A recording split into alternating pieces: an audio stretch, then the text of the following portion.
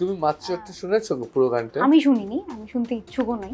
নতুন সরকারের এই মানে আবর্জনা পরিষ্কারের একটা বিশাল দায়িত্ব হয়ে গেছে। সাধারণ মানুষের একটা অপারেশন চলছে ডিম অপারেশন, হুম। এবং সাধারণ মানুষের আরেকটা অপারেশন চলছে গিরগিটি ধরো।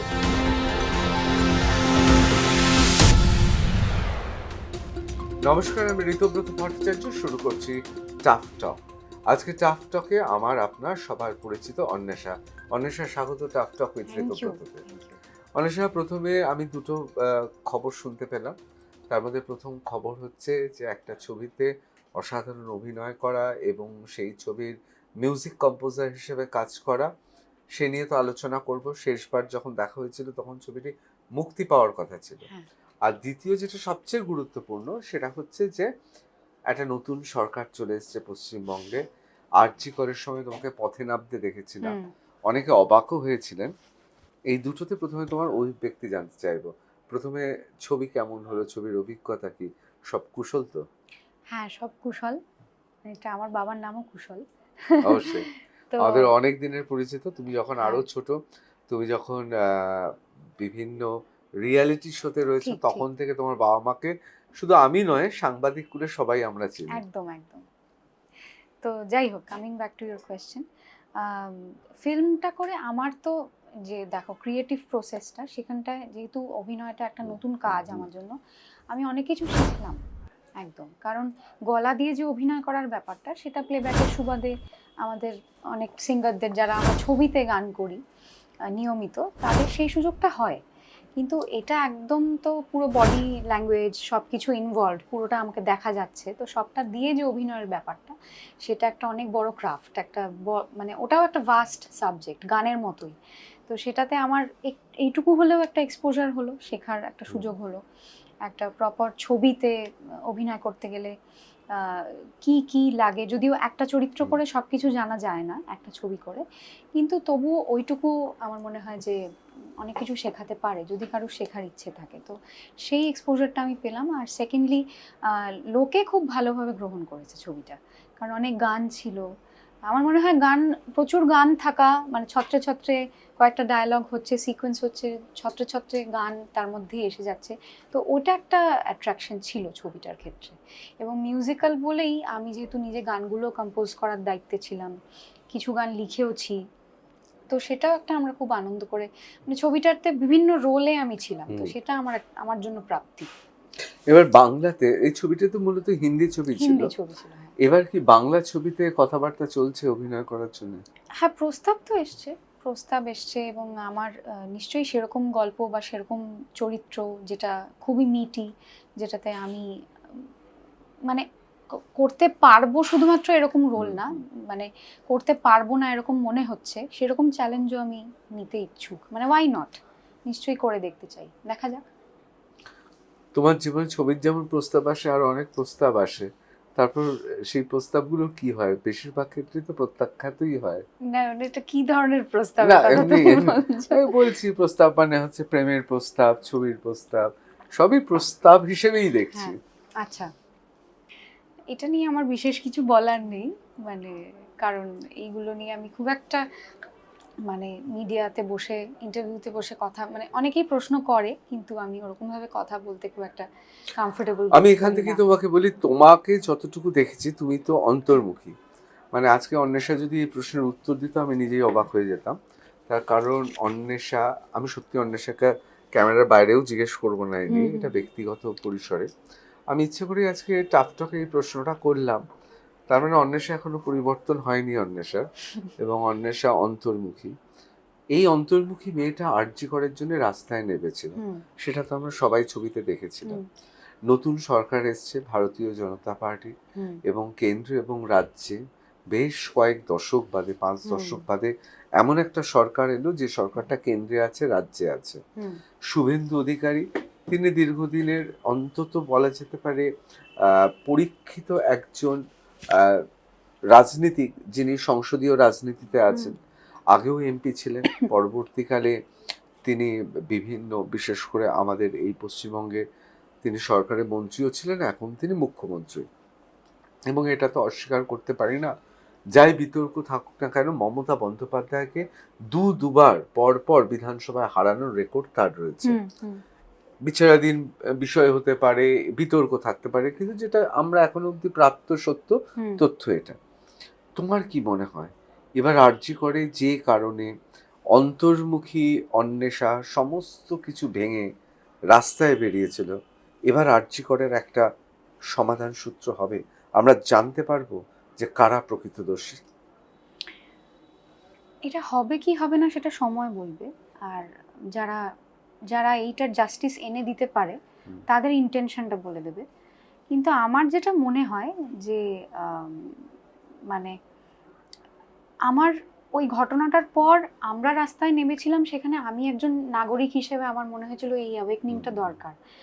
এবং আমার মতো আরো বহু মানুষ নেমেছিল সেখানে। আমি হয়তো শিল্পী পেশাগতভাবে, ওই জন্য আমার পথে নামাটা নিয়ে আলোচনা হচ্ছে, কিন্তু এটা কোনো বড় ব্যাপার না। আমি নামলাম কি কে এবিসি নামলো, কিন্তু সেটা নিয়ে যে মাস মুভমেন্ট হলো, তারপর কি হলো, তারপর যে ব্যাপারটা নিয়ে আর কিছু হলো না বেশ কিছুদিন যাবত, সেটা নিয়ে কিন্তু অনেকেই আমার মতো মানুষরা যারা জাস্টিস চেয়েছিল তারা কিন্তু আশাহত হয়ে পড়েছিল।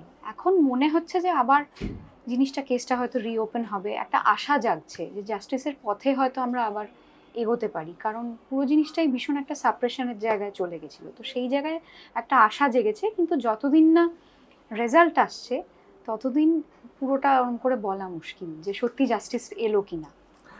আগের সরকার মানে হুম প্রাক্তন মুখ্যমন্ত্রী এবং তার সরকার হুম আরজি করের ক্ষেত্রে তাদের যে ভূমিকা ছিল, সেই ভূমিকাটা তো বোধহয় ভালোভাবে নাওনি।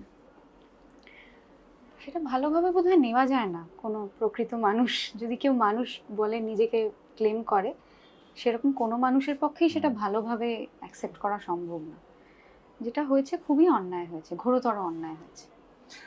তুমি নিশ্চয়ই দেখেছো সামাজিক মাধ্যমে আমাদের সেই মেয়েটি, সেই বোনটি, আমাদেরই বাড়ির মেয়ে, যার এই ঘটনা ঘটেছিল, তার ঘটনার অর্থাৎ অভয়ার ঘটনা, এবং পরবর্তীকালে আমরা রত্নাদেবীকে দেখলাম নির্বাচনে হুম দাঁড়াতে, হুম তখন একটা সামাজিক মাধ্যমে একটা বিতর্কের বিষয় হয়ে উঠেছিল হুম যে তিনি কেন নামলেন, তিনি হ্যাঁ। এমএলএ হলেন। হুম। এই বিষয়টাকে তুমি কিভাবে দেখছিলে? আমি এই বিষয়টাকে, দেখো উনি তো মা, মায়ের জায়গা থেকে ওনার ফিলিংটা বা ওনার যে লসটা, ঠিক। সেটা আমরা কেউ যতই বলি না কেন আমরা ফিল করতে পারবো না। আমরা দুদিন পরে ওই জিনিসটা ওনাদের কাছে যতটা পার্সোনাল, আমাদের কাছে কিন্তু অতটা পার্সোনাল হতে পারে না। মানে because she was their daughter, তো সেই কারণে ওনাদের লসটা এটা সবচেয়ে বেশি এবং সবচেয়ে সেটা চিরস্থায়ী। আমরা তো যে যার কাজে তারপর ফিরে গেছি, এবং প্রকৃতির নিয়মে তো যে কোনো শোকই আমরা ভুলে যাই একটা সময় পরে, অ্যাবজর্ব হয়ে যায়, ভুলে যাই না, অ্যাবজর্ব হয়ে যায়। তো সেই কারণে সে কোন জায়গা থেকে, কোন মানসিক জায়গা থেকে ওনার হয়তো মনে হয়েছে যে রাজনীতিটা এমন একটা প্ল্যাটফর্ম হতে পারে যে যেটা থেকে আমি জাস্টিস পেতে পারি। সেই জায়গা থেকে হয়তো আমার সেই জায়গা থেকে যদি আমি দেখি তাহলে আমার ওনার সিদ্ধান্তটা ঠিক মনে হয়েছে। But otherwise as an outsider, যদি আমি অবজেক্টিভলি বিষয়টাকে দেখি, আমি হলে হয়তো রাজনীতির পথটা বেছে নিতাম না, আমি যদি ওনার জায়গায় থাকতাম। এটুকু আমি নিজের সম্পর্কে বলতে পারি। কারণ সমাজে চেঞ্জ আনার জন্য আমাকে পেশাগত একজন রাজনীতিবিদই হতে হবে, সেটারই একমাত্র মাধ্যম, এটা আমি বিশ্বাস করি না। কিন্তু অন্বেষা, রাজনীতি করলে তার তো একটা শক্তি, ক্ষমতা, হুম তার অনেক ক্ষেত্রে অনেক আগে পৌঁছে যাওয়ার সম্ভাবনা থাকে। হুম হুম দেখো, তুমি একজন গায়িকা, তোমার হয়তো সেটা রয়েছে, হুম বা কেউ যদি কোনো খুব বড় শিল্পী হন, তার হয়তো চেনা পরিচয়, হুম একটা বৃহত্তর পরিবেশ হুম থাকে, হুম এবং তার বলাটাও বিরাট হয়, হুম হুম বিস্তারটাও অনেকটাই। হুম কিন্তু তোমার মনে হয় না যে রাজনীতিতে ভালো মানুষদের আসা উচিত? রাজনীতিতে যারা সত্যি সমাজের জন্য কিছু করতে চায়, এই কথাটা এতবার ব্যবহার হয়েছে, খুব ক্লিশেও হয়ে গেছে, যে তাদের রাজনীতিতে আসা উচিত। সেই হিসেবে তুমি যখন সমাজের জন্য কিছু করতে চাইবে, তুমি কি রাজনীতিতে আসবে না? আমি রাজনীতিবিদ হিসেবে নিজেকে আপাতত দেখতে পারছি না আর কি। তো সেই কারণে আমার এই মুহূর্তের যেটা মানসিক হুম। স্টেট, সেই জায়গা থেকে দাঁড়িয়ে আমি নিজেকে ওই রোলটায় দেখতে পাচ্ছি না। বাট আমি অবশ্যই চাই যে কনশাস বা অ্যাওয়েকেন্ড এরকম হুম। সিটিজেনরা, যারা শিক্ষিত এবং যারা সত্যি একটা সমাজের কল্যাণে, শুধু আমার আখের গোছাচ্ছি সেটার বাইরে বেরিয়েও একটা কিছু করতে চাইবে, এরকম মানুষজনের নিশ্চয়ই পলিটিক্সে এলে পুরো, আমার মনে হয় যে রাজ্য, দেশ সবকিছুই, পুরো পৃথিবীটাই অনেক লাভ করবে। আমি ফিরে আসি যে আর্জি করে যে ঘটনা ঘটেছে, কে গ্রেফতার হয়েছে, কি বলেছে, আমরা সবাই সব জানি। তুমি কি এখনো বিশ্বাস করো আরো অনেকের মতো যে এই ঘটনার প্রকৃত সত্যটা আসলে আমরা এখনো জানতে পারিনি? আমার ধারণা আমরা জানতে পারিনি, এটা আমার ধারণা। আমার ধারণাটা আমার লিমিটেড নলেজ এর উপর ভিত্তি করে আমি ধারণা করছি। এবং আমার মনে হয় যে অনেক কিছু, কারণ যারা দেখো, যারা শাসকের জায়গায় বসে আছে, তারা সবসময় তো ন্যারেটিভটা নিজেদের মতন করে সাজাতে চায়, নিজেদের বেনিফিটে। সেটা যে দলই হোক না কেন, কোনো পার্টিকুলার দলের প্রতি আমি আঙুল তুলছি না, কিন্তু তারা নিজেদের মতো করে একটা সত্যি, যেই সত্যিটা তাদের বেনিফিটের জন্য ব্যবহার হবে, সেই সত্যিটা সব মাধ্যম দিয়ে সেই সত্যিটাকে মানুষ অব্দি সত্যি হিসেবে প্রতিষ্ঠিত করতে চায়। তো আসল সত্যিটা এখনো সেটার থেকে আমরা দূরে আছি বলে আমি মনে করছি। আরো অনেকের ধরা পড়া বাকি রয়েছে, এটা আমার মনে হয়। দেখা যাক। তাহলে কি অন্বেষা, তুমি অনেকের মতো এটাই মনে করো যে তৎকালীন পশ্চিমবঙ্গ সরকার, কলকাতা পুলিশ এবং অবশ্যই সেই সময় যারা ক্ষমতায় ছিলেন, যে দ্রুততার সঙ্গে গোটা ঘটনাটা ঘটিয়েছেন, যেভাবে গোটা ঘটনাটা আমাদের সামনে উপস্থাপিত করার জন্যে তৎকালীন পুলিশ অফিসার, তারা অবশ্য সাসপেন্ড হয়ে গেছেন, তারা যেভাবে আমাদের সামনে প্রতিপন্ন করতে চেয়েছিলেন, যে দ্রুততার সঙ্গে সমস্ত কিছু দেহ সৎকার করে দেওয়া হলো, এবং তৎকালীন মুখ্যমন্ত্রী, তার ভূমিকা, এসব প্রমাণ করে আসলে এর পেছনে একজন অত্যন্ত শক্তিশালী, এক বা একাধিক শক্তিশালী কেউ রয়েছে, যাদের লোকানোর চেষ্টা করছিল তৎকালীন রাষ্ট্র। নিশ্চয়ই তাই, নিশ্চয়ই তাই। কারণ পাওয়ার তো সবকিছু ডিসাইড করে দিনের শেষে গিয়ে। আমি যেটা বললাম, আবার সেটাকেই রিআইটারেট করতে হয় তাহলে, যে আমরা কতটুকু জানবো এবং আমাদের জানার পরিধিটা, সাধারণ মানুষের জানার পরিধিটা, পেরিফেরিটা কিন্তু তারা ঠিক করে দেয় যারা শাসন করে আমাদের। তো সেই জন্য ওই জন্য একটু চোখ কান খোলা নাগরিকদের, যারা একটু পলিটিক্যালি অ্যাওয়্যার, সেটা আমি খুব লাকি যে আমি এমন একটা রাজ্যে বিলং করি, এমন একটা ফ্র্যাটার্নিটিতে বিলং করি, বাঙালিদের মধ্যে এই কনসিয়াসনেসটা, এই অ্যাওয়ারনেসটা অনেকটা বেশি রেস্ট অফ ইন্ডিয়ায় আমি যাদের সঙ্গে মেলামেশা করি তাদের তুলনায়। তাদের সঙ্গে বাঙালি হিসেবে তুমি গর্বিত? হ্যাঁ, নিশ্চয়ই, নিঃসন্দেহে। এবার আমি একটু অন্য প্রসঙ্গে আসছি। আগের পশ্চিমবঙ্গ সরকার, তারা গায়ক গায়িকা, নায়ক নায়িকা, তাদেরকে প্রচুর অর্থ সাহায্য করেছে বিভিন্নভাবে, বিভিন্ন জায়গায় আমরা দেখেছি যে তাদের অনুষ্ঠান পাইয়ে দেওয়া হয়েছে। এবং সেক্ষেত্রে শিল্পীরা, অভিনেতা অভিনেত্রী, নায়ক নায়িকা, তাদের আমরা সবসময় 21শে জুলাইয়ের মঞ্চে বা রাজনৈতিক মঞ্চে দেখতাম, তারা সেখানে হাজিরা দিতেন। অন্বেষাকে আমি কোনোদিনও কোনো শাসকের মঞ্চে দেখিনি, কিন্তু অন্বেষা কি গত পশ্চিমবঙ্গ সরকারের, অর্থাৎ যারা ছিলেন তাদের সরকারে, কি যখন ইন্দ্রনীল সেন সহ অনেকের বিরুদ্ধে অভিযোগ উঠছে যে প্রকৃত শিল্পীরা সুযোগ পায়নি, আমাদের অন্বেষা কি সুযোগ পেত?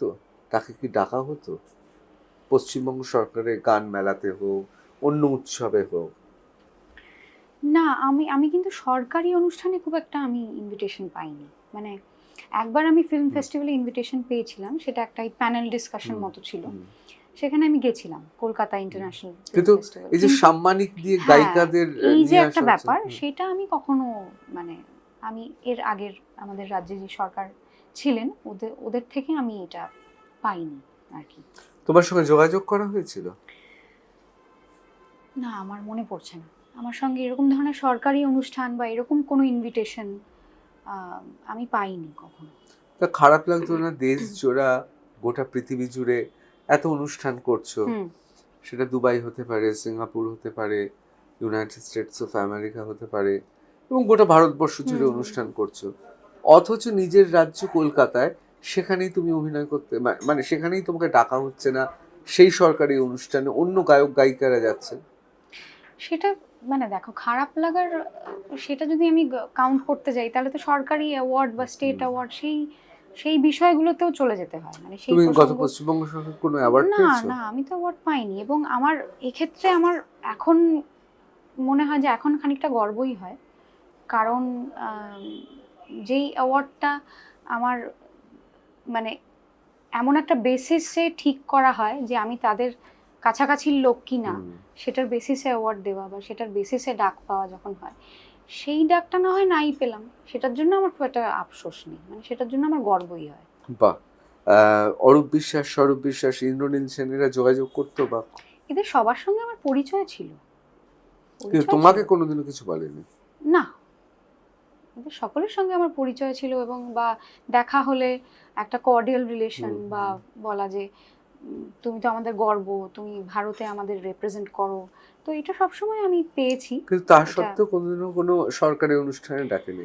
না, সেটা এখন ইন্টেনশনাল কিনা সেটা আমি বলতে পারবো না, আমি কাউকে দোষারোপ করতে চাই না, কিন্তু আমি মানে আউটকামটা এটা যে আমি ডাক পাইনি। আমি এবার একেবারে অন্য প্রসঙ্গে আসি, সেটা হচ্ছে এইবার যে নতুন সরকার এসছে, এই সরকারের প্রতি একজন গায়িকা হিসেবে এবং একজন অত্যন্ত বলা যেতে পারে মেধাবী ছাত্রী, আমি এ বিষয়ে আসছি, সদ্য মাস্টার ডিগ্রিতে পরীক্ষা দিয়েছে, এত কিছু ব্যস্ততার মধ্যেও একজন সমাজ সচেতন মানুষ হিসেবে এই সরকার তোমার কি মনে হয় যে কোন কাজগুলো করা উচিত, যে কাজগুলো, তুমি তো গোটা ভারতবর্ষ ঘোরো, গোটা পৃথিবী ঘোরো, এবং এটা তো স্বীকার করার কোনো মানে অস্বীকার করার কোনো জায়গা নেই যে মমতা বন্দ্যোপাধ্যায়ের নেতৃত্বাধীন পশ্চিমবঙ্গেও সম্পর্কে মানুষের শেষের দিকে ভালো ধারণা ছিল না, বিশেষ করে আরজি করের পর থেকে তো ছিলই না। সেক্ষেত্রে দাঁড়িয়ে তোমার কি মনে হচ্ছে এই পশ্চিমবঙ্গ সরকারের কি কি করা উচিত? একটা বদলের জন্য অনেক দিনই অপেক্ষা করছিল মানুষ, সেটা মানুষের সঙ্গে, সাধারণ মানুষের সঙ্গে মিশলে বা কথা বললে সেটা আমি ফিল করেছি। বিভিন্ন স্তরের মানুষ, সেটা বাজারে যারা সবজি বিক্রি করে এরকম মানুষও রয়েছে তার মধ্যে, এবং বিভিন্ন স্তরের বিভিন্ন স্ট্রাটার মানুষ রয়েছে। তো পরিবর্তন তো একটা ভীষণভাবে প্রয়োজন ছিল, এবং আমার মনে হয় আরজি করের ঘটনাটা নিয়ে যেহেতু এতবার প্রসঙ্গ উঠছে, ওই ঘটনাটা, অন্য দুর্নীতি যদি বাদও দিই, ওই ঘটনাটা itself should have been enough একটা সরকার পড়ে যাওয়ার জন্য। তারপরেও সব একই রকম ছিল, ধামাচাপা পড়ে, তো সেটা খুব দুঃখজনক। মানে তোমার মনে হয়েছিল এই যে রাত বেলা মানে রাত দখলের যে লড়াই, সেখানে সাধারণ মানুষ, মহিলারা কোন রকম রাজনৈতিক পতাকা ছাড়া এত মানুষ ভিড় করেছিল? আমার এখনো মনে আছে SSKM এ তোমাকে আমি দেখেছিলাম, তুমি গিয়েছিলে সেই সভাতে, যেটা জুনিয়র ডাক্তারদের সভা, এবং তোমাকে তো রাস্তায় আমরা দেখেছি, অসংখ্য মানুষকে দেখেছি। তোমার কি মনে হয় যে সরকারটা অনেক আগে সেই সময় পড়ে যাওয়া উচিত ছিল? আমার মনে হয়েছিল, আমি আমার জীবদ্দশায় এরকম মাস মুভমেন্ট আমি দেখিনি। এর আগে কি হয়েছে তো আমি জানি না, মানে আমরা স্বাধীনতার কথা পড়েছি, সেটা আমাদের কাছে ফ্যাক্ট, আমরা হিস্ট্রি বইতে পড়েছি, কিন্তু বইতে পড়া আর নিজে একটা সময়, যেই সময়টার মধ্যে দিয়ে আমি যাচ্ছি, সেই সময় একটা কিছু হচ্ছে, সেই মুভমেন্টটার মধ্যে থাকা, দুটো সম্পূর্ণ আলাদা একটা অভিজ্ঞতা। তো ওটা আমার কাছে লিভড এক্সপিরিয়েন্স। তো ওটার পর আমার মনে হয়েছিল যে একটা সাংঘাতিক পরিবর্তন, মানে ওটা যেহেতু আমরা একটা ডেমোক্রেসি বলে বিশ্বাস করি, যে মানুষের সেই স্বাধীনতাটা আছে যে মানুষ চাইলে এরকম বদল তারাই ইটসেলফ একজোট হয়ে এনে দিতে পারে, কিন্তু তারপরেও সেটাও যখন দেখলাম এনাফ হলো না, তো তখন একটু খারাপ লাগা একটা মনের মধ্যে তৈরি হতো, যে তাহলে বোধহয় মানে সবই বিক্রি হয়ে যায়, তো সব স্তরে সবই বিক্রি হয়ে যায়। তো সেই জিনিসগুলো একটুখানি মনের মধ্যে একটু আশাহত হয়েছিলাম ওই ঘটনাটার পর। কিন্তু সরকার বদল হওয়ার পর এখন তুমি যেটা জিজ্ঞেস করলে, তোমার প্রশ্নে আসি এবার, যে কি এই সরকারের করা উচিত। আমার নাগরিক হিসেবে আমার যেটা মনে হয় আপাতত আমার পজিটিভ লাগছে যেই স্টেপগুলো আমি দেখছি, বা একটা কিছু কিছু জিনিসপত্র যেগুলো আমরা সেকুলার হতে গিয়ে অনেক সময় দেখেছি যে একটু অনেক সময় সেকুলারিজমের কথা বলতে গিয়ে অনেক ক্ষেত্রে অনেক গোষ্ঠীর মানুষজনরা কিন্তু, সো কল্ড ইন্টেলেকচুয়াল মানুষজনরা, তারা কিন্তু অনেক সময় অ্যান্টি ন্যাশনাল কথাবার্তাও বলেছেন। তো সেটার আমি পক্ষে একেবারেই নই। যদিও পৃথিবীতে যা যা ভালো হচ্ছে সেটা নিশ্চয়ই নেব, সেটা নিশ্চয়ই এমব্রেস করব, এটার মধ্যে কোনো খারাপ কিছু নেই, বরং ভালোই হবে তাতে। কিন্তু তার মানে তো এই নয় যে আমি পেট্রিয়টিক না হতে পারি, কিন্তু that does not have to make me an anti national necessarily. তো সেরকম ধরনের জিনিসপত্র বা মনোভাব যখন দেখি, সেই জিনিসটাকে আমার মনে হয় কার্ভ করবে এই সরকার। সেটা আমার আমার মনে হয় যে আমাদের তৎকালীন যা গ্রাউন্ড রিয়ালিটিটা যেই দিকে চলে যাচ্ছিল, আমার মনে হয় যে নতুন এখন যেই সরকার এসছে এবং সেন্টার স্টেট যেহেতু সেম গভর্নমেন্ট, আমার মনে হয় যে এটা একটা অন্যরকম শক্তি দেবে আমাদের রাজ্যকে, যেটা খুব প্রয়োজন ছিল। এবং প্রত্যেক পার্টিরই তো কিছু লুপ হোলস থাকে, সেটা সময়ের সাথে বোঝা যাবে। এখন ইটস টু আর্লি টু জাজ। মানে এখন ওরা জাস্ট এসছে, সঙ্গে সঙ্গে আমি কিছু না কিছু খুঁত ধরতে শুরু করলাম, আমার মনে হয় না এটা ফেয়ার হবে। অবশ্যই। এবার নির্বাচনে কি ভোট দিয়েছিলেন? হ্যাঁ। বাহ, মানে ভোট দেওয়ার জন্য ঠিক করেছিলে কলকাতাতেই থাকবে? হ্যাঁ একদম, এবারের ভোটটা মিস করা যেত না। টেনশন ছিল 4 তারিখের আগে? হ্যাঁ টেনশন ছিল, এবার ছিল। কারণ এবার তো ওই, কারণ এর আগে না মানে কোনোবার ভোট দিয়ে মানে এরকম সকাল ফিল থেকে হয়নি। নির্বাচনের রেজাল্ট দেখছিলে? হ্যাঁ একদম, টিভি খোলা সব জায়গায়। আর ওদিন পুরো কারফিউর মতো সিচুয়েশন, মানে এরকম। আমাকে একটা কিছুতে ওদিন বেরোতে হয়েছিল, বাট হ্যাঁ তখন দেখলাম সব রাস্তা ফাঁকা, সব কিছু বন্ধ। মানে এটা খুব ইম্পর্টেন্ট ছিল এবারের ভোটটা। এবার আমি একটু অন্য প্রসঙ্গে আসছি, যে দেখো নির্বাচন হয়ে গেছে, আরজি কর নিয়ে সত্যি একটা সদর্থক ভূমিকা আমরা আশা করছি। তিনজন সাসপেন্ড হয়ে গেছেন। এত কিছু হওয়ার পরেও, এবং তুমি যেটা কথাটা বললে খুব গুরুত্বপূর্ণ, দেখো আমাদের তো দেশপ্রেমিক হতেই হবে, এ রাষ্ট্রে আমরা থাকি। কিন্তু এই যে বিভিন্ন জায়গায়, বিশেষ করে অনেক ক্ষেত্রে অনেক বিশ্ববিদ্যালয়ের চত্বরেরও নাম উঠে আসে, যে আজাদ কাশ্মীর, হ্যাঁ, অথবা এই স্বাধীনতা, এই দেশকে নিয়ে অনেক কিছু বলা হয়। কোথাও কি মনে হয়, এবং তার মধ্যে তো সবার আমাদের চোখ ছিল যে ককরোচ পার্টি কি করে, হ্যাঁ, মানে আরশোলারা কি করবে, সব মিলিয়ে কি তোমার কোথাও মনে হচ্ছে যে আসলে মানুষ এই যে যাদের আমরা দেখতে পাচ্ছি রাজনীতিতে, তার বাইরে কোনো পথ খুঁজছে?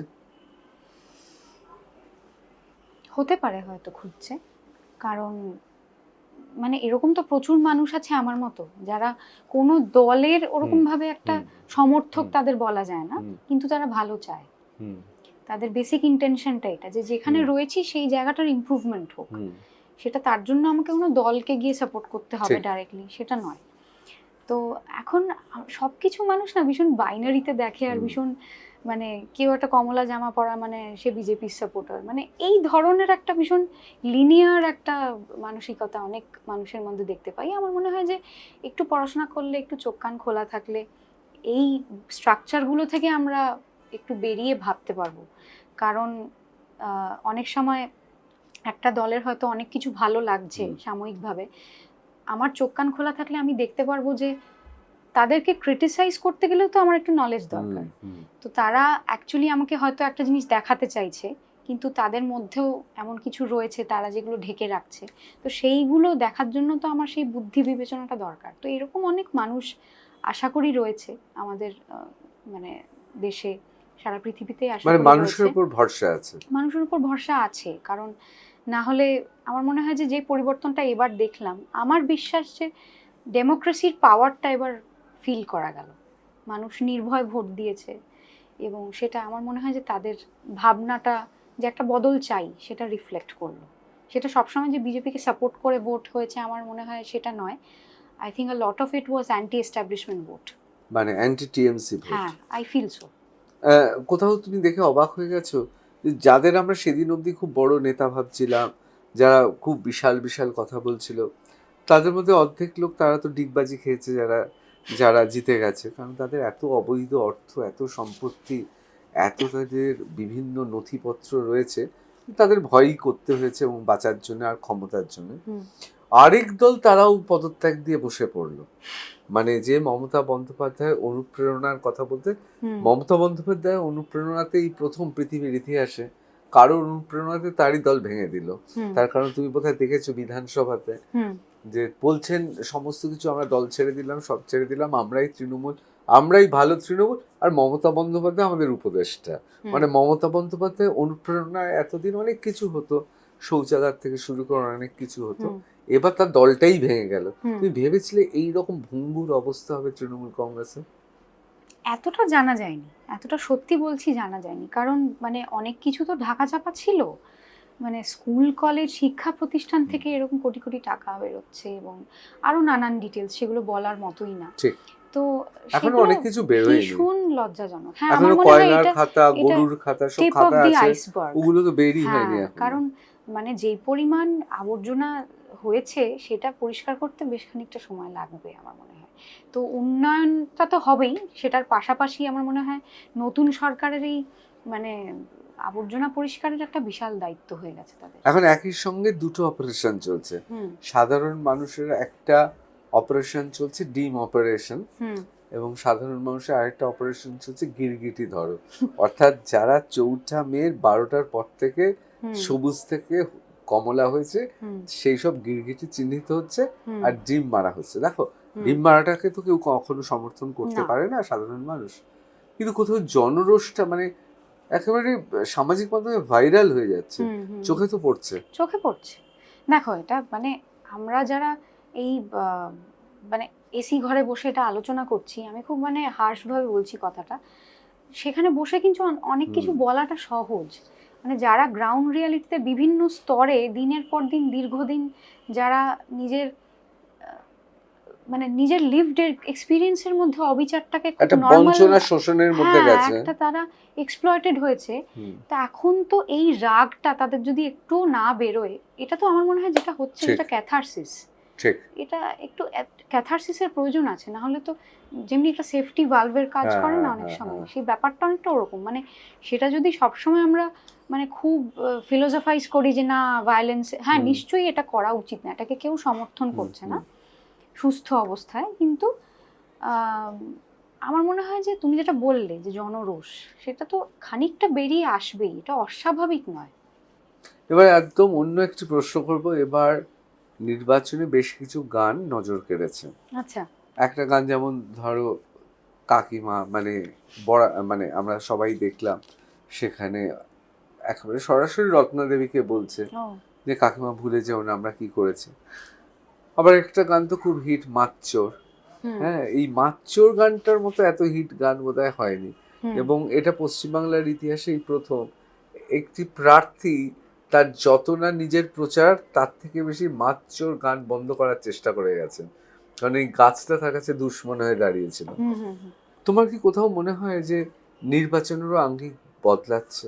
মাচ্চোর কিন্তু কলকাতার খুব নামি ডিস্কেও এখন বাজছে, হুম মানে এমন জায়গায় পৌঁছে গেছে। হুম হুম হুম। তোমার কি কোথাও মনে হচ্ছে যে এই রকম নির্বাচনে গান বা সঙ্গীত এরকম ভূমিকা নিতে পারে, এটা ভেবেছিলে? এটা আমি ভাবিনি কনসিয়াসলি, মানে I didn't give it a thought, বেটা এটা সবসময় পসিবল, কারণ যে কোনো মেসেজ দেওয়া সেটা যদি মানুষ আর্টের মাধ্যমে করে, দেখবে সবসময় তাড়াতাড়ি সেই মেসেজটা পৌঁছয়, সেটা গান হোক সিনেমা হোক। তাই ওই জন্য অ্যাড ফিল্মেও গান কেন ব্যবহার হোক, সেটা সেটা সাবান হতে পারে বা নির্বাচন হতে পারে, যাই হোক না কেন, যাই উদ্দেশ্য হোক না কেন, সেটা গানটা তো খুব সহজে মানুষ ঠিক। মানে ধরে নেয়, এমন একটা বিষয়। So it's easily, it makes things easily approachable for people. তো এই জন্য তুমি মাচ্চোরটা শুনেছো পুরো গানটা? আমি শুনিনি, আমি শুনতে ইচ্ছুকও নই, কিন্তু আমার বাবা সোশ্যাল মিডিয়া খুব মানে খুব অ্যাক্টিভ আর কি আমার বাবা। তো নিজে সবসময় পোস্ট না করলেও নানান কি হচ্ছে না হচ্ছে সেই ব্যাপারে বাড়িতে আলোচনা হয়। তো তখন এতবার ওই সময়টা এই গানটা শুনেছিস, খুব ভাইরাল হয়েছে, আমি বললাম বন্ধ করো, আমি শুনতে চাই না। তো এরকম অনেক আমাদের কেন তুমি মানে শুনতে চাও না? কারণ আমার মানে কারণ প্রথমত গানটার কথা মানে আমি একটু শুনেছি, কিন্তু একটু শুনেই আমার মনে হয়নি যে এটাতে নিজের এনার্জিটা ওয়েস্ট করাটা উচিত। তোমার কাছে তো সঙ্গীতটা বোধহয় একেবারে অন্য জায়গায় দেখো বলেই হ্যাঁ, তুমি কারণ শুনতে এইগুলো চাওনি। তো ভীষণভাবে একটা অন্য পারপাসে তৈরি না। আমার মনে হয় যে নিশ্চয়ই যে কোনো আর্ট ফর্মকে আজ মানে শিল্পীরা নিশ্চয়ই স্যাটায়ার করার জন্য ব্যবহার করতেই পারে, কিন্তু সেটারও একটা স্ট্যান্ডার্ডে করলে ভালো। তার মানে মাচ্চোরকে তুমি গান বলবে না? না, মানে আমি কি মানে তাহলে তো কাঁচা বাদাম আর লাগ জাগালে কি এক? মানে ব্যাপারটা অনেকটা ওরকম, একটা তো কোয়ালিটির ব্যাপার থাকে না, তো একটু কোয়ালিটি কনসিয়াসনেস আমার মনে হয় মানে আমার মধ্যে সেই জিনিসটা না, রয়েছে। অনেক এটা খুব দামি কথা যে যাহা কিছু জনপ্রিয় সেটাই যে শিল্প হবে এরকম কোনো কথা নয়। না। তাহলে তো অটো চালক, মানে আমি কোনো অটো চালককে বলছি না, প্রচুর অটো চালক আছেন তারা খুব সংস্কৃতবান, আমি তাদের কথা বলছি না, কিন্তু রাস্তায়, চায়ের দোকানে, অটোতে, টোটোতে যে গানগুলো সাধারণ যাত্রীও বাজাচ্ছেন, সেই গানগুলো তো কখনো আমরা মার্গীয় সঙ্গীত, শাস্ত্রীয় সঙ্গীত বা পণ্ডিত রবিশঙ্করের মিউজিক শুনি না, সেখানে আমরা অন্য মিউজিক বেশি শুনি, এবং সেটা বলা বাহুল্য একটু চটুল। এবার ওই মিউজিকগুলো শুনছে না বলে, অর্থাৎ মার্গীয় সঙ্গীত, শাস্ত্রীয় সঙ্গীত, ক্লাসিক্যাল সঙ্গীত রাস্তায় শোনে না বলে আমরা কখনো বলতে পারি না যে ওইগুলো সঙ্গীত নয়, এগুলোই সঙ্গীত শোনে। তার মানে তুমি জনপ্রিয়তা এবং শিল্পের মধ্যে ব্যবধানটা বিশ্বাস করো? এটা সব ক্ষেত্রে, সব কাজের ক্ষেত্রে প্রযোজ্য নয়, কারণ না, কিছু কিছু তো ক্লাসিক জনপ্রিয় হতেই পারে। একদম একদম নিশ্চয়ই। আমার মনে হয় যে বেসিক একটা কি বলবো, আর আর্ট ফর্মের ক্ষেত্রে কোয়ালিটি নিয়ে একটা খুব ডিবেটের জায়গায় আমরা চলে আসি, যে কোনটা, যেটা তোমার কাছে ভালো গান আমার কাছে ভালো গান নাও হতে পারে, কিন্তু যেটা অনেক সংখ্যক মানুষের কাছে ভালো গান সেটাকে আমরা ভালো বলে ধরে নিতে পারি, আর বহুদিন ধরে ধরো যেটা চলছে, তো যেটা চিরকালীন, এরকম তো কিছু কাজ রয়েছে। তো সেরকম সেটা গানের ক্ষেত্রে হতে পারে, সিনেমার ক্ষেত্রে হতে পারে। তো এই জিনিসগুলো হয়, মানে not all commercial music or all commercial content is devoid of quality, এটা কিন্তু একেবারেই নয়। মানে যেটা ভালো ব্যবসা হতে পারে এরকম কাজ, এরকম আর্ট তৈরি করাটাও কিন্তু একটা আর্ট। মানে সবসময় আমি নিজের ঘরে বসে যেটা চর্চা করছি অবশ্যই সেটাই একটা ভীষণ উচ্চ মানের কিছু। অবশ্যই ধুরন্ধর নিয়ে যে যাই কথা বলুক, ধুরন্ধর ছবিটা করা অত্যন্ত কঠিন। আমি ধুরন্ধর দেখেছি, পার্ট 1 পার্ট 2। ধুরন্ধর ছবি নিয়ে যে যাই বলুক না কেন, যে যতই আর্ট হাউস ছবি নিয়ে কথা বলুক না কেন, ধুরন্ধরের মতো ছবি করাও খুব কঠিন। মানে যেভাবে তিনি তৈরি করেছেন, যেভাবে পুরো জিনিসটা তৈরি করেছেন, এটা কঠিন। আবার সাংবাদিকের দৃষ্টিতেও বলছি, ধুরন্ধরের মধ্যে এমন অনেক কিছু আছে যে পাকিস্তানের ইন্টেলিজেন্সের একজন মানুষ, তিনি প্রকাশ্যে বলেছিলেন যে এইটা কোনো ফিল্ম মেকার লিখতে পারে না, এর মধ্যে নিশ্চয়ই ভারতীয় এজেন্সি আছে, কারণ এত কিছু ডিটেল জানা সম্ভব নয়, বলেছেন একজন। তার মানে ছবিটা তো কোথাও একটা দোতনা, এবং এটা তো পপুলার ফরম্যাটের ছবি। এরা ধুরন্ধর বা ধুরন্ধরের পরিচালক, তিনি তো কখনো ক্লেম করেননি, দাবি করেননি একটা আর্ট হাউস ছবি করেছেন মানুষের কথা বলতে। সুতরাং ছবি তৈরি করার ক্ষেত্রেও এটা তো ঠিকই বলেছো যে তাকেও কুর্নিশ করতে হয় যে এইভাবে ছবি করছে। ছবির আমি কন্টেন্টে যাচ্ছি না, ফর্মে যাচ্ছি না, কিন্তু আবার তার পাশাপাশি এটাও সত্যি, একটা ছবিতে বা একটা গানে বা একটা সুরে যদি একটা দেখো মৌলিক বলে কিছু হয় না, বিশুদ্ধ আর্ট বলে কিছু হয় না, সব কিছুই আমরা পরম্পরা ঐতিহ্যের মধ্যে পাই, কিন্তু কোথাও তো একটা গান ক্লাসিক হয় তার অনেকগুলো মানবিক কারণে এবং শিল্পগত কারণে। সেই রকম গান, যেমন এমন কিছু টিউন মাঝে মাঝে আসে যে টিউনগুলো গোটা পৃথিবীকে কাঁপিয়ে দিতে পারে, তা সেই রকম গান, সেই রকম মৌলিকত্ব, এইগুলো বোধহয় না দেখলে তুমি সেটাকে শিল্পসম্মত বলবে না। এটার জন্য না অনেক ফোর্স থাকে, মানে শিল্পীরা একটা কোন সময় দিয়ে তারা যাচ্ছে, সেই সময়টায় এবং ভালো নাড়িয়ে দেওয়ার মতো শিল্প তৈরি হওয়ার জন্য সেই সময়টায় কোনো ক্রাইসিস সিচুয়েশন তৈরি হচ্ছে কিনা। আজকে অরিজিৎ সিং বোধহয় আর কবেটা লিখতো না যদি না আরজি করের ঘটনাটা হতো। তার জন্য এরকম ঘটনা হোক সেটা কাম্য নয়, কিন্তু ক্রাইসিস কোথাও একটা গিয়ে ইন্সপিরেশন হয়ে দাঁড়ায়, এবং জীবনে আমাদের কি কি ঘটনা ঘটছে, তো সেইগুলো কে কতটা গভীরভাবে দেখছে। আমার মনে হয় ওভারঅল যে বেঁচে থাকার প্রসেসটা, সেটাতেও একটু গভীরতাটা কমে গেছে মানুষের। এইসব ডিস্ট্র্যাকশন, সারাক্ষণ ইন্টারনেট, মোবাইল ফোন, এগুলো হয়ে গিয়ে রিফ্লেকশনটা কমে গেছে। আর রিফ্লেকশন না হলে যারা আর্ট তৈরি করছে এবং যারা আর্ট কনজিউম করছে, দুটো গোষ্ঠীতেই কিন্তু একই রকমভাবে একটা শ্যালো ব্যাপার চলে আসে।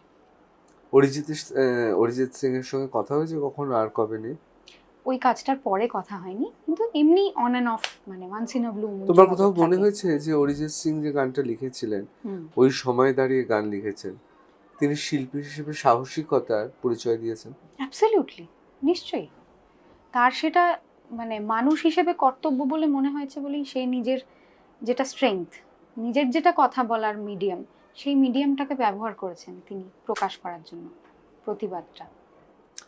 এবার আমি একটু ফিরে আসি অন্য প্রসঙ্গে, সেটা হচ্ছে যে এই মুহূর্তে দাঁড়িয়ে পশ্চিম বাংলার অনেকে বলছেন একটা সাংস্কৃতিক ক্ষেত্রে বিরাট রদবদল হবে, এই রদবদলটা কে কোথায় সরকারি গানে সুযোগ পাবে তা নয়, কিন্তু বলছে এইবার ধীরে ধীরে বাম কালচারে বা বামপন্থী মনোভাবাপন্ন বাঙালি সাংস্কৃতিক মনস্কদের সঙ্গে এবার সনাতনী পন্থীদের, যেগুলো এতদিন করতে দেওয়া হয়নি, যেমন 20শে জুন আমরা নিজেরাই দেখলাম বাংলা ভাষা দিবস নিয়ে একটা বিতর্ক সৃষ্টি হয়ে গেল, যে এবার এই দুটো গ্রুপের ইন্টেলেকচুয়াল ক্ল্যাশ হবে।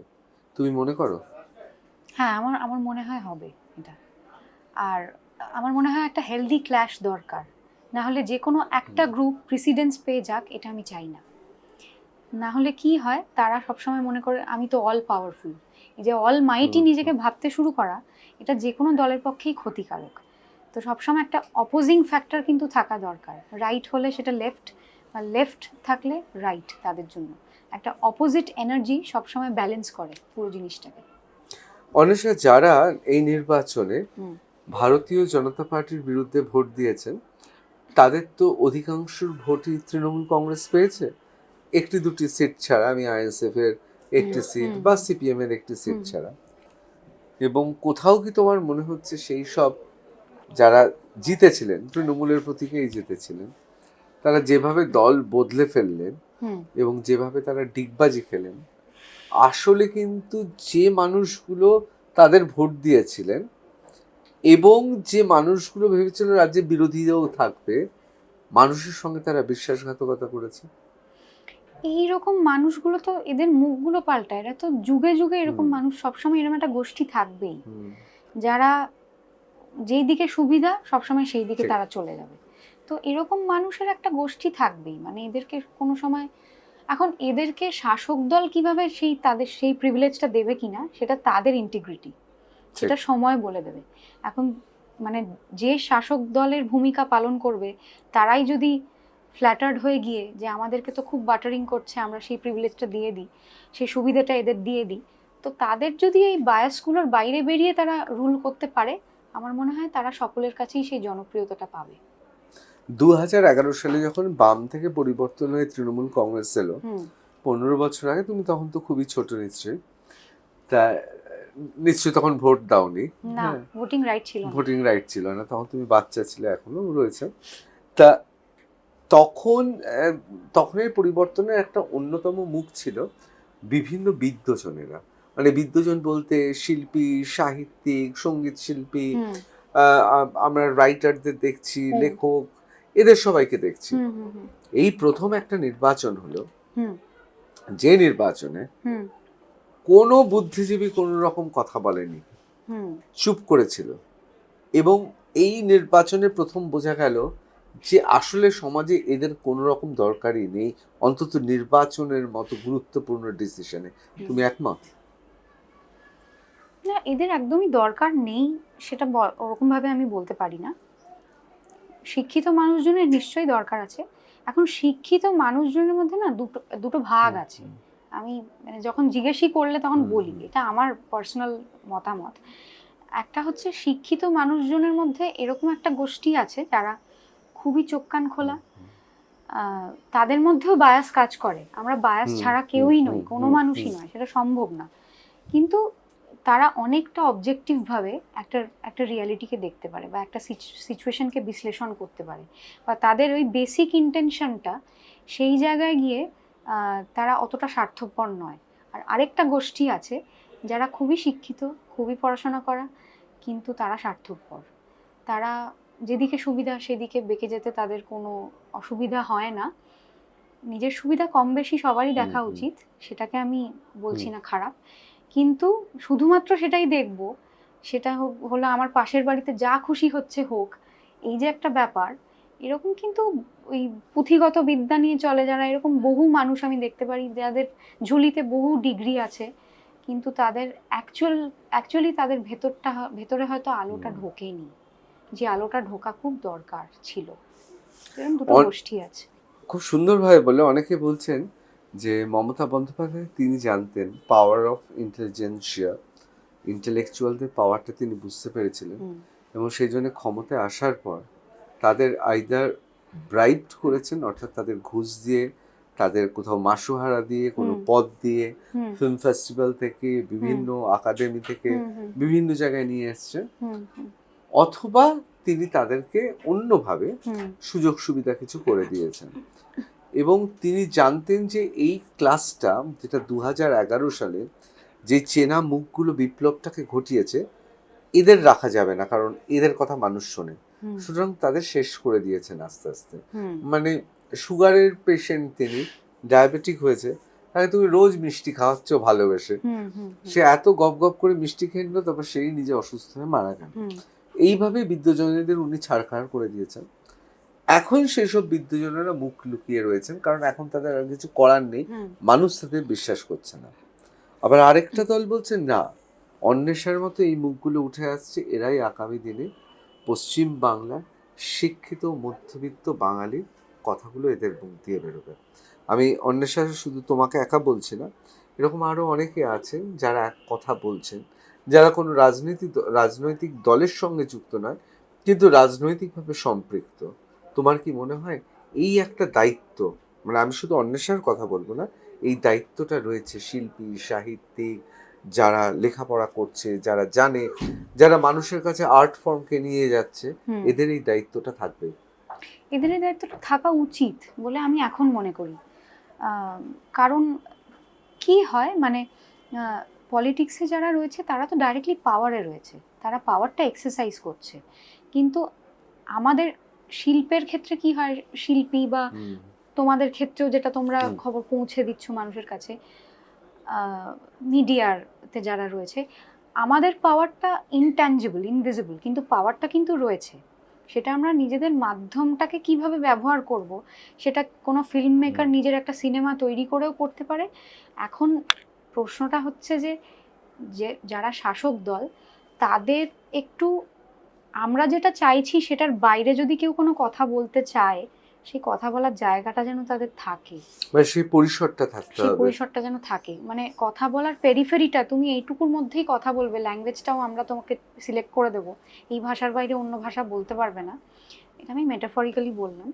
তো সেই জিনিসগুলো না হলে ভালো হয়, তাহলে একটা হেলদি পরিবেশ থাকে যেখানে নানান ন্যারেটিভ একই জায়গায় কোএক্সিস্ট করতে পারে। কারণ দেখতে গেলে তো ওরকম সত্যি বলে সত্যি কিছু নেই, সত্যিটা তো খুঁজতে ঠিক। হয়, এবং সারা জীবনেও খুঁজে পাবো কিনা সেটার কোনো ঠিক নেই।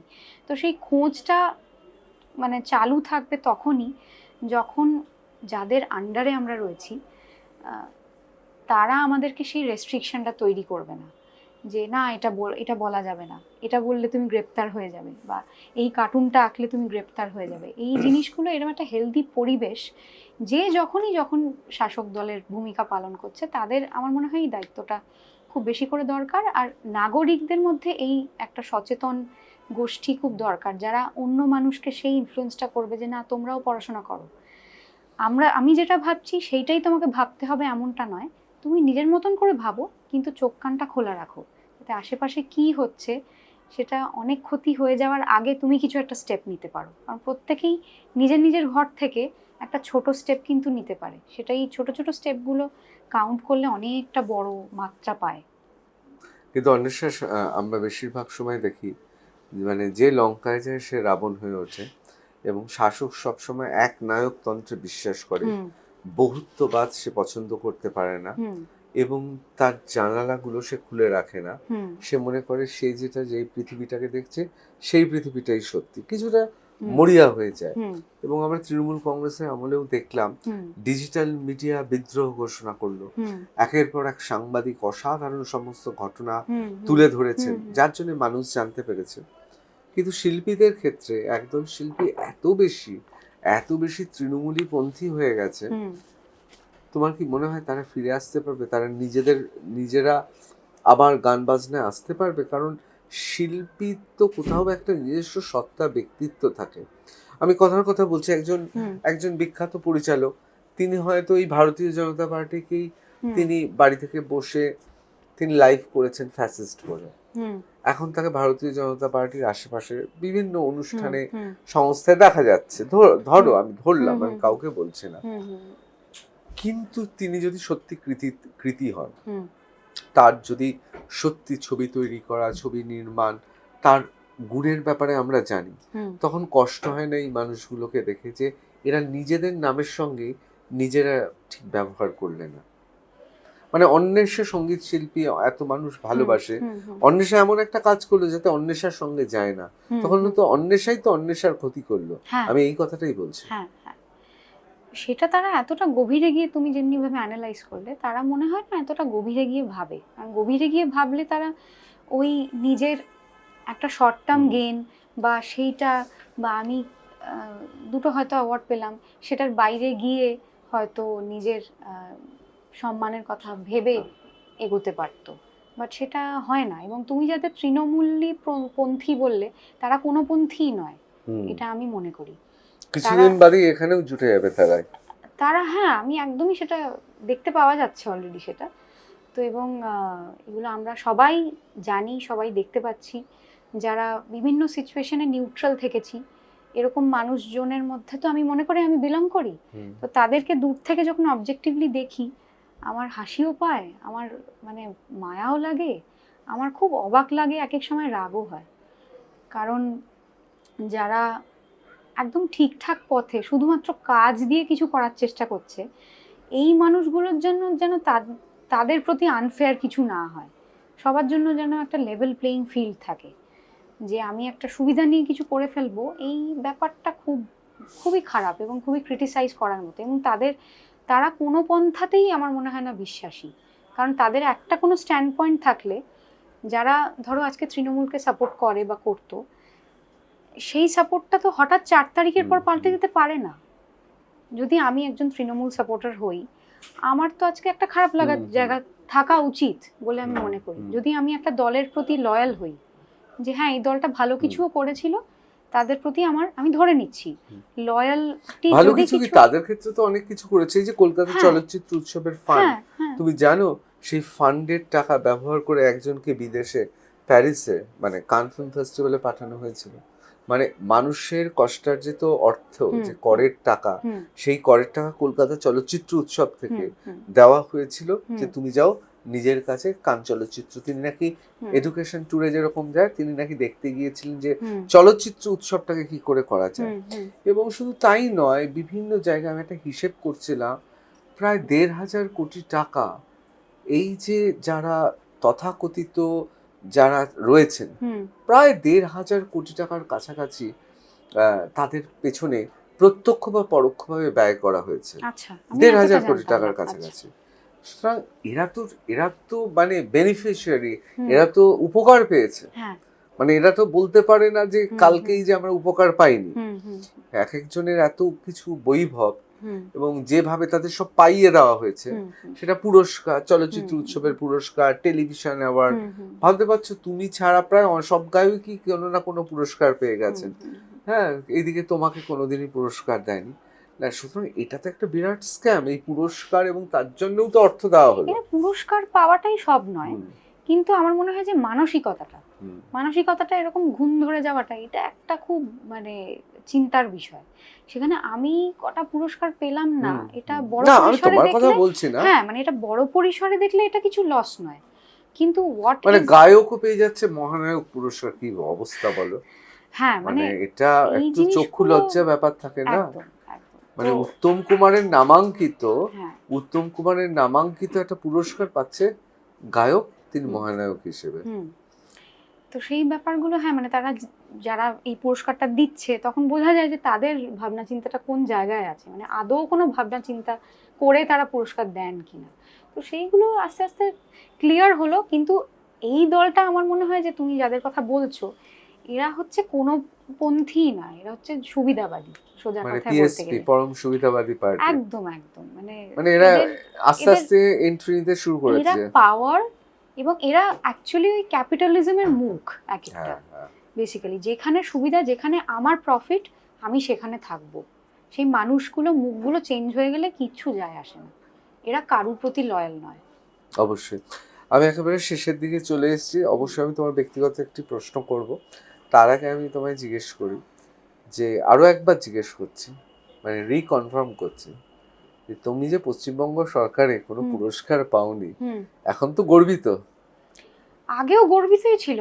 আমি অ্যাকচুয়ালি পুরস্কার না পাওয়া টাওয়া নিয়ে খুব একটা ভাবি না, কারণ মানে অনেক সময় আমার এরকম হিন্দি গান জনপ্রিয় হয়েছে, সেই সিনেমার দেখছি অন্য গান মানে সেটাও একই রকম জনপ্রিয় হয়েছে, আমারটাও একই রকম জনপ্রিয়, কিন্তু সেই গানটা দেখলাম সেই বছর সমস্ত অ্যাওয়ার্ড পেয়ে গেল। তো সেইগুলো দেখেছি, আমার চোখে সবই পড়ে, কিন্তু ওইগুলো নিয়ে আলাদা করে একটা সে ভাবলাম, দুঃখ পেলাম, আমি ওইগুলো কখনোই করিনি আর কি। মনে হয়েছে, মনে তো সবারই হয়, কিন্তু ওইগুলো নিয়ে একটা সে রিগ্রেট করা বা হ্যাঁ, সেটা কখনোই করিনি। সেটা কোনো মানে হিন্দি গানের অ্যাওয়ার্ড হতে পারে বা বাংলা গানের জন্য অনেক প্রাইভেট অ্যাওয়ার্ডস পেয়েছি, তো সেটা আমি বললে এখন বাজে কথা, প্রচুর প্রাইভেট না সম্মান সেটা তো পেয়েছি। পেয়েছে। অবশ্যই মানুষ ভালোবাসে, সেটা সবচেয়ে, সেটা অ্যাওয়ার্ডের থেকে কি কম, সেটা বরং অনেক বেশি। তো সেখানে একজন একজন রাজ্য সরকার তারা কি আমাকে পুরস্কার দিল ওই 15 বছরের টেনিওরে, ডাজন্ট রিয়েলি ম্যাটার। মানে রিলিফ পেলেই মনে হতো আমি এদের মধ্যে আছি নাকি? পেলে এরকম কিছু মনে হতো না, কারণ আমি তো মানে কোনোদিনই সে যেই সরকারে থাকুক না কেন, আমি তো আমাকে যদি তারা দিত আমার কাজটা দেখেই দিত, কারণ আমি আলাদা করে তাদের সঙ্গে ড্রয়িং রুমে বসে তো আড্ডা মারিনি। তুমি এটা তো কানে গেছে যে এখানে 3 জন গায়িকা এবং একজন গায়ক তারা তো সরকারিভাবে সরাসরি অভিযোগ করেছেন ইন্দ্রনীল সেনের ব্যাপারে, যে ইন্দ্রনীল সেন তাদেরকে বঞ্চিত করেছেন এবং তারা বিভিন্ন সময় বলছেন এবং তার প্রমাণ দেখাচ্ছেন যে ব্যাংক অ্যাকাউন্টে অবধি নাকি টাকা দেওয়া হচ্ছে, এটা তাদের অভিযোগ। এই রকম যে চক্র কাজ করে একটা সরকারি অনুষ্ঠান পাওয়ার, এটা কি জানা ছিল? এটা আমি জানতে পেরেছি কারণ আমার দিদি গান করে। আচ্ছা। আমার দিদি রবীন্দ্রনাথের গান করে এবং ও প্রফেশনালি গায়িকা নয়, কিন্তু ও মিউজিক ভালোবাসে এবং এখন ইদানিং আবার চর্চা শুরু করেছে, আমরাই একটু বলা বলি করেছি। তো ও এরকম নানান রকম জায়গায় ও অ্যাকচুয়ালি পড়ায়, ও ইতিহাসের প্রফেসর। তো ও নানান জায়গায় এরকম পারফরমেন্সের ক্ষেত্রে ও এরকম ফেস করেছে যে যারা একটু কাছাকাছির মানুষ, যাদের সেই ঘনিষ্ঠতাটা আছে, যারা পার্ট অফ দ্য সার্কেল আর কি, তারা সেই বেনিফিটগুলো পেয়ে যাচ্ছে, বা তারা পারফরমেন্সের ক্ষেত্রেও তাদেরকে আগে ডাকা হচ্ছে। তারা হয়তো নর্মালি কেউ একটা প্রোগ্রাম পেলে তারা 5টা পাচ্ছে, আমি কথার কথা বলছি। তো এই ধরনের জিনিসগুলো আমি তখন ওর থেকে জানতে পেরেছি, চেনা পরিচিতর মধ্যে আর কি। তো ওর থেকে জেনে তখন আমার খারাপই লেগেছে যে এরকম তার মানে হয়। তো এগুলো তো খবর কারোর থেকে না পেলে ওরকমভাবে জানা যায় না। বাট আর আমার স্ট্যাচারে আমি খুব একটা ফিল করিনি, বাট একটু যারা নতুন ধরো, যারা শুধুমাত্র ডিপেন্ডেন্ট এই রাজ্যটার উপরই, যারা বাংলা গান করেই যারা করে খায়, তারা তো ক্ষতিগ্রস্ত হয়েছেই। এটা নিয়ে কোনো দ্বিমত হবে না। তো সেই জিনিসগুলো সামনে আসছে, এগুলো নিয়ে কথা হচ্ছে, যেটা ন্যায্য, যাদের যেটা ডিউ সেটা নিশ্চয়ই পাওয়া উচিত এবং সেটা যোগ্যতার বিচার হওয়া উচিত। এটা এরকম কোনো কথা নয় যে আগে হয়তো একজন কেউ প্রিভিলেজ পেয়েছে, কিন্তু সে যদি যোগ্য হয় সে এখনো প্রিভিলেজ পাক, অসুবিধা কি আছে? প্রিভিলেজ পাবে না, সুযোগ পাক। প্রিভিলেজ কারোরই পাওয়াটা কাম্য নয়। না তুমি দুবাইতে বলো, সিঙ্গাপুরে বলো বা মুম্বাই বা অন্য জায়গায় যে অর্থ তোমাকে দেওয়া হয়, পশ্চিমবঙ্গতে তো মানে সরকারি প্রোগ্রাম করলেও সে অর্থ তুমি পেতে না। সুতরাং তোমার প্রফেশন বা তোমার পেশাগতভাবে এটা খুব যে গুরুত্বপূর্ণ ছিল তা নয়, হয়তো সম্মানের ছিল সরকারি অনুষ্ঠানে গাওয়া। আমি একেবারে শেষের দিকে চলে এসেছি। দর্শক, আপনাদের একটা খুব ভালো খবর শোনাবো। অন্বেষা শুধুমাত্র গান বা অভিনয় বা শুধুমাত্র তার বিভিন্ন রাজনৈতিক সামাজিক মন্তব্যের মধ্যে শুধু নিজেকে সে রাখে না, এর গণ্ডি ছাড়িয়ে সে কিন্তু পড়াশোনাটাও করে চলেছে। মাস্টার ডিগ্রি পরীক্ষা হয়ে গেল তো ইংরেজিতে। ইংরেজি বোধহয় প্রিয় বিষয়। হ্যাঁ, সাহিত্য ভালো লাগতো, ইংরেজি সাহিত্য যখন স্কুলে পড়তাম তখন থেকেই প্রিয় ছিল, অঙ্ক আর সাহিত্য। তো সাহিত্যটা নিয়ে ইনফ্যাক্ট আমাদের লাস্ট যখন ইন্টারভিউ হয়েছিল, তুমি আমাকে এমনভাবে ইন্সপায়ার করলে, আমি আর না জিনিসটাতে এগিয়ে আমি থাকতে পারলাম না। আমি তখন দেখলাম যে হ্যাঁ সত্যি তো, হায়ার এডুকেশনে আমার একটা অন্য দিককে আমি হয়তো নতুন করে চিনতে পারবো। ভবিষ্যতে কি গবেষণা করার ইচ্ছে আছে? ইচ্ছে রয়েছে, এখনো পুরোপুরি মনস্থির করে উঠতে পারিনি কি বিষয় হবে সেই নিয়ে। তো সেটা একটু ভাবনা চিন্তা করে এগোবো। বাহ, এটা আমার মনে হয় অনেকেই জানেন না, সুতরাং এই খবরটা আমার জানানো উচিত ছিল। অন্বেষাকে আমরা ছোটবেলা মানে ছোট থেকে বড় হতে দেখেছি সবাই, কারণ টেলিভিশনে আমরা তাকে দেখেছি। অন্বেষা টেলিভিশনে প্রথম যখন গান গাইছে তখন বয়স কত? আমি একদম শুরুটা বলতে গেলে আমার মানে একদম ছোটদের একটা কম্পিটিশন হতো টিভিতে, তখন আমি ক্লাস 2-তে উঠেছি। 2 তে। তখন প্রথম ওই টেলিভিশন ওই তারানা বলে একটা হ্যাঁ, অনুষ্ঠান হ্যাঁ। হতো, সেখানে আমি প্রথম গান গেয়েছি। বাট সেখান থেকে আমার মূল পরিচিতিটা নয়, সেটা আরও পরে যখন আমি ন্যাশনালসে গেলাম, হুম। তখন ন্যাচারালি সারা ভারতে সারা পৃথিবীতে লোকে ফলো করতে শুরু করে। তো তখন আমার ওই 12-13 এরকম বাহ! এরকম সময়। এখনো বাইরে গেলে লোকে অন্বেষাকে তো সঙ্গীত শিল্পী হিসেবে চেনে, কিন্তু অনেকে মনে রেখেছে সেই সময়টা ন্যাশনালে। প্রচুর মানুষ, ইনফ্যাক্ট অনেক আমার যেটা খুব ভালো লাগে আর কি, বিভিন্ন লাইভ কনসার্টে আমার শ্রোতাদের মধ্যে না মানে ওরকম পার্টিকুলার কোনো এজ ব্র্যাকেট নেই, মানে বিভিন্ন এজ গ্রুপের শ্রোতা আমি পাই সেখানে। ইয়াং জেনারেশন তারা আমার গানগুলোর সঙ্গে বেশি ওয়াকিবহল ন্যাচারালি। এখন আবার ছোট বাচ্চাও তাদের মধ্যেও অনেক, তারা যারা রিল টিল দেখে তারাও হয়তো কখনো আমাকে ওরকম কিছু রিল টিলে দেখেছে, তারাও এসে বলে। তো বিভিন্ন এজ গ্রুপের কাছে রিলেটেবিলিটিটা অন্যরকম। যারা একটু বয়স্ক মানুষ তারা কিন্তু ওই পুরনো শো, তুমি যখন ছোট ছিলে তখন থেকে শুনছি, এই সেন্টিমেন্টটা তাদের মধ্যে বেশি আমি দেখতে পাই। তারা অনেক পুরনো কথা বলে। তো তখন খুব ভালো লাগে যে এতদিন পরেও, এত বছর হয়ে গেছে, তারা ওই দিনগুলো মনে রেখেছে। মানে নবীন প্রবীণ সব ক্ষেত্রে এখন অন্বেষাই রয়েছে। অন্বেষা, অসংখ্য ধন্যবাদ। Thank you. এবং তুমি তো লেখালেখিও করছো, ওই করি মাঝে মাঝে, ভালো লাগে আর কি, নিজের ভালো লাগে বলে তাহলে কি করি। তোমার লেখা বইয়ের থেকে একটা কবিতা শুনতে শুনতে আমরা বিদায় নিই? ঠিক আছে, নিশ্চয়ই হতে পারে। আমি কপিটা তোমার জন্যই এনেছি। ধন্যবাদ। আচ্ছা, যেহেতু আজকে একটা ঘটনা নিয়ে খুব বেশি আলোচনা হলো, সেই ঘটনাটার সঙ্গে যায় এরকম একটা কবিতা আমার এই বইতে রয়েছে, ওই সময়ই লেখা। কবিতাটার নাম 9th August 2024 in Kolkata.